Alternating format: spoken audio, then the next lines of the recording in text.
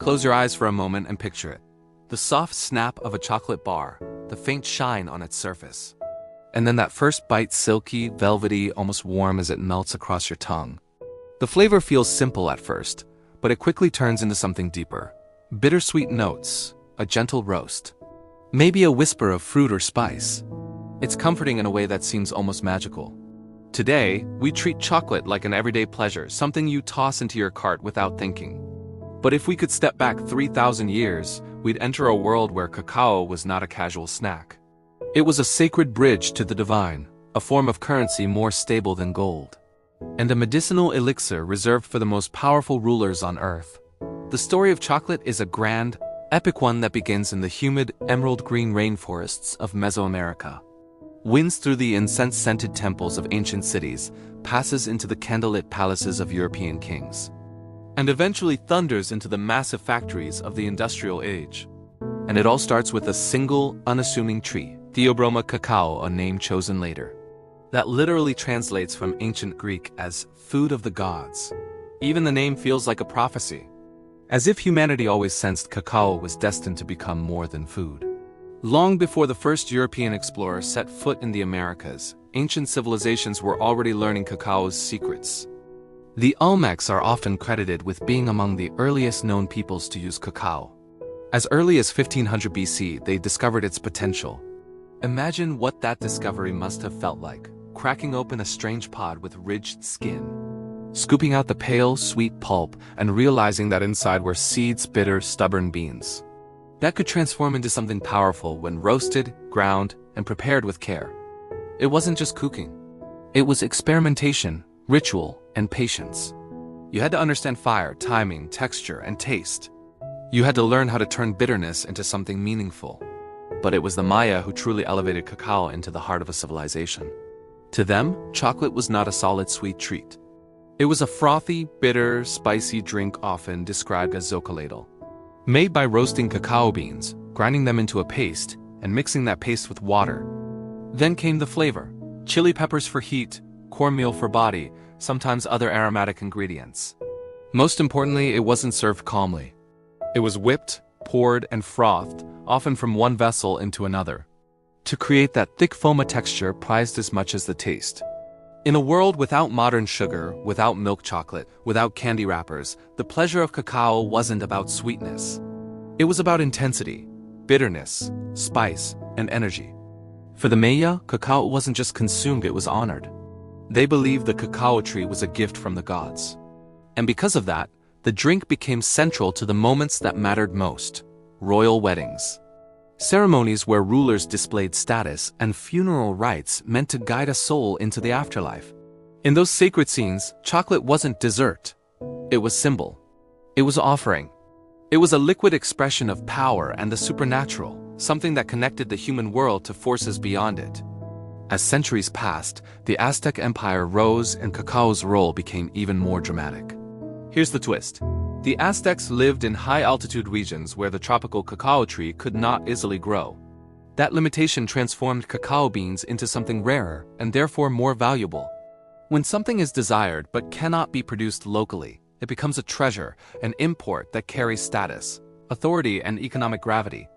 Cacao was no longer just ceremonial. It became a commodity and eventually it became money. Picture the bustling markets of Tenochtitlan, the noise of bargaining, the colors of textiles, the scent of food and flowers, the flow of people like a living river. In that world, cacao beans could function like coins. You could buy a rabbit for 10 beans or a healthy slave for 100. It is one of the strangest and most poetic moments in human history, a time when money-literal purchasing power grew on trees. But that also meant cacao became something people guarded, counted, and transported with care like gold. And then there was the emperor.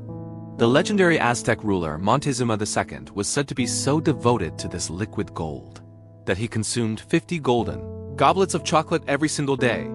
Whether the exact number is exaggerated or not, the story reveals something important.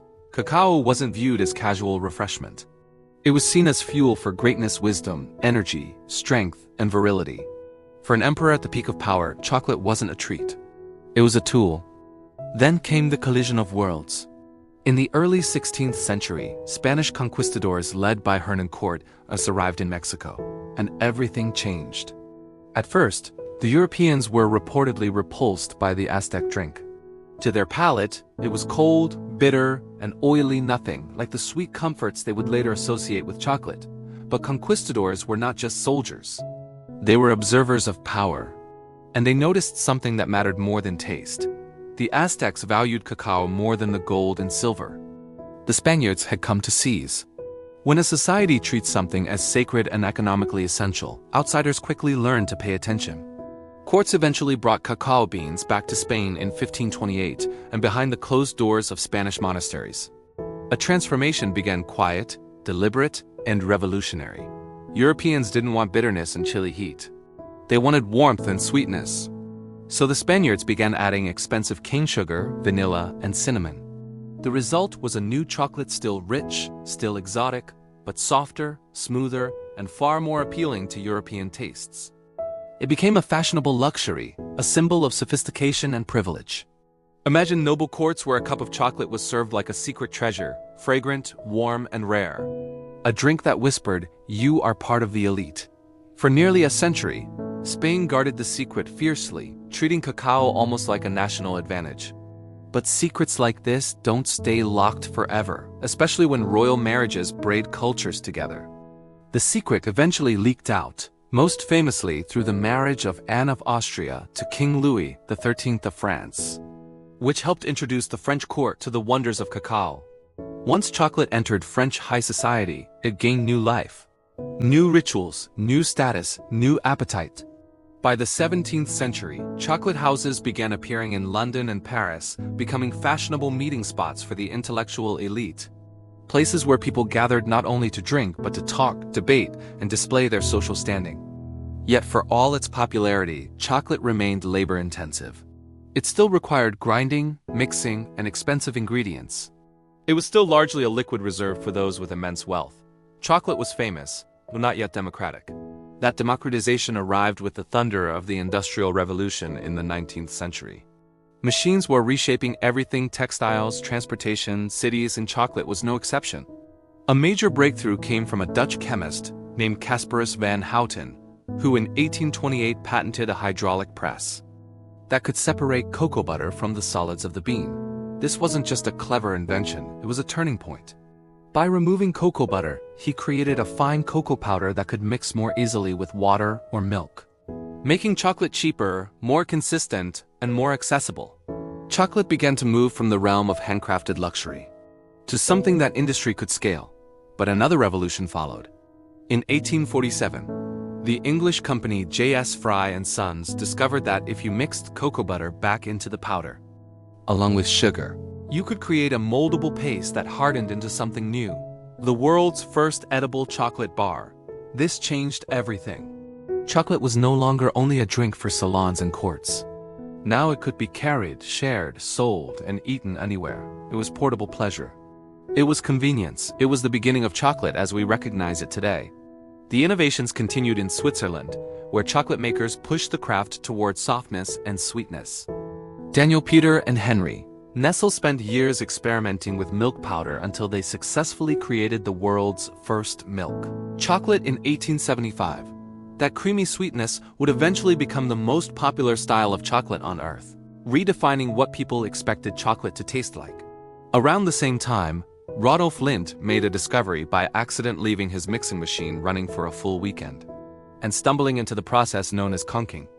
The result was chocolate with a smoother, more melt-in-the-mouth texture, transforming chocolate from gritty and rustic into something luxurious and refined. This was not just manufacturing, it was alchemy, turning rough bitterness into silk. As the 20th century dawned, chocolate became a global phenomenon, propelled by mass production and bold visionaries.